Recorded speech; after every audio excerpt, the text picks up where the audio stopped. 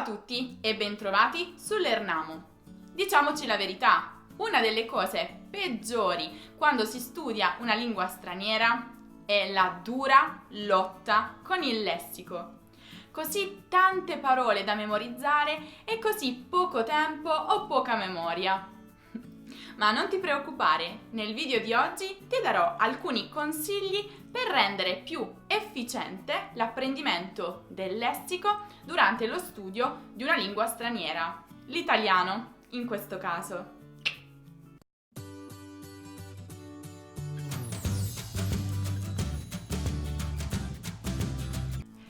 Ecco i miei suggerimenti per imparare quante più parole possibile e non dimenticarle.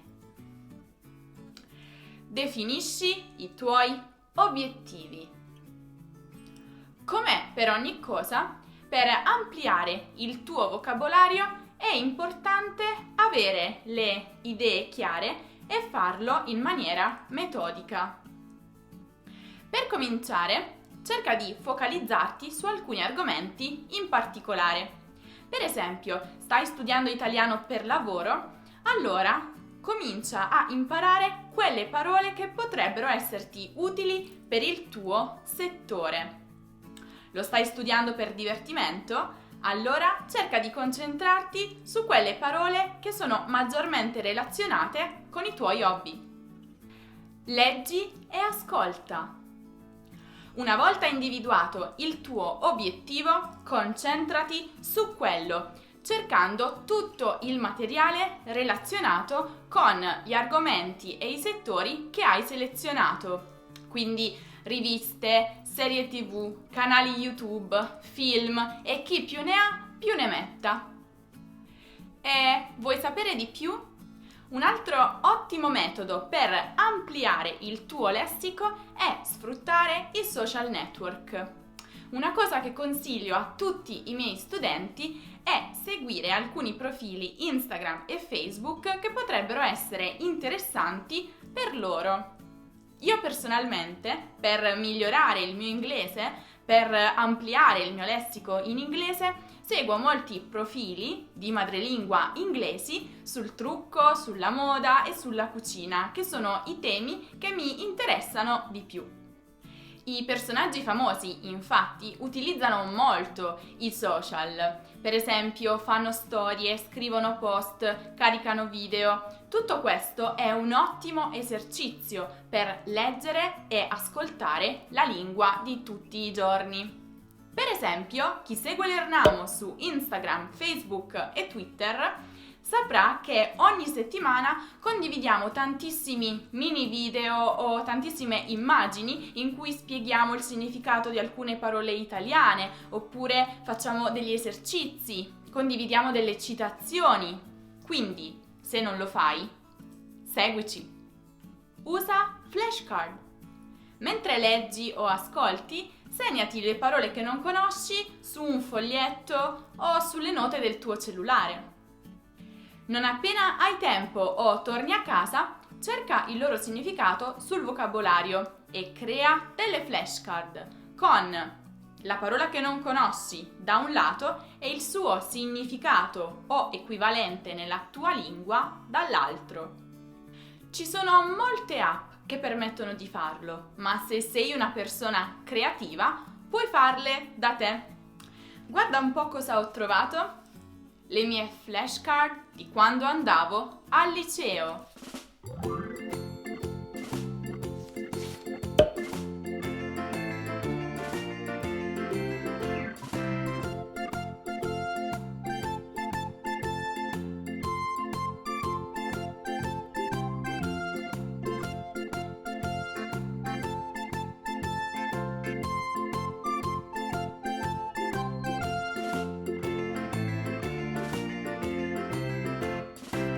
E così via. Fai frasi con le parole. Un altro metodo molto efficace, oltre alle flashcard, è quello di creare con le parole che devi imparare delle frasi. Quando impari una parola, infatti, prova a creare con essa semplici frasi. Non frasi casuali, ma frasi di cui potresti davvero aver bisogno durante una conversazione. Potresti scriverle e rileggerle quando sei in fila al supermercato o mentre sei sul treno per andare al lavoro o ancora durante la pubblicità del tuo show preferito. Oppure potresti registrarti mentre leggi queste frasi e riascoltarti. Puoi scegliere il metodo che preferisci. Dipende un po' dalla tua memoria. Sei più forte con la memoria visiva o con la memoria uditiva? Scoprilo. Gioca con le parole. Quando devi imparare nuove parole, prova a giocare con loro. Aprile, analizzale, sminuzzale, smembrale. Cerca di pensare a possibili associazioni e collegamenti che ti permettano di ricordarle più facilmente. Per esempio, quando io studiavo inglese, confondevo sempre i verbi borrow e lend. Poi ho trovato un sistema per ricordarli più facilmente. Lend, infatti, finisce per di, proprio come il suo significato in italiano comincia per di, dare in prestito. Di conseguenza, l'altro, cioè borrow, sarà prendere in prestito. Questa è solo un'idea, ovviamente le associazioni sono qualcosa di personale, quindi puoi dare libero sfogo alla fantasia. Poco e spesso. Non imparare troppe parole in una sola giornata. Piuttosto, fai un piano per impararne poche, ma in maniera sistematica, in maniera frequente. Magari, non so, da 5 a 20 parole al giorno, senza stress, con calma. Però cerca di trascorrere un po' di tempo ogni giorno piuttosto che fare grandi imprese in una sola giornata. Viva la curiosità! Sii curioso o curiosa. Infatti, anche se ho detto come prima cosa che devi porti un obiettivo specifico, questo non deve uccidere la tua curiosità. Quando vai in giro, quando lavori, quando fai la doccia, guardati intorno e chiediti come si dice questo oggetto nella lingua che sto imparando? Se non lo sai, cercalo. Se lo sai, ripassalo. È un ottimo metodo per estendere il vocabolario di tutti i giorni. Infine, la regola più importante. Usalo o lo perdi. Tutto il vocabolario che impari devi usarlo, altrimenti lo dimenticherai nel giro di 2 giorni. E ora ti starai chiedendo, ma come faccio a utilizzarlo?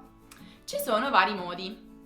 Potresti fare un viaggio o trasferirti per qualche settimana nel paese di cui stai imparando la lingua. Questo è sicuramente il metodo più efficace per stare a contatto con la lingua dei madrelingua, la lingua più autentica.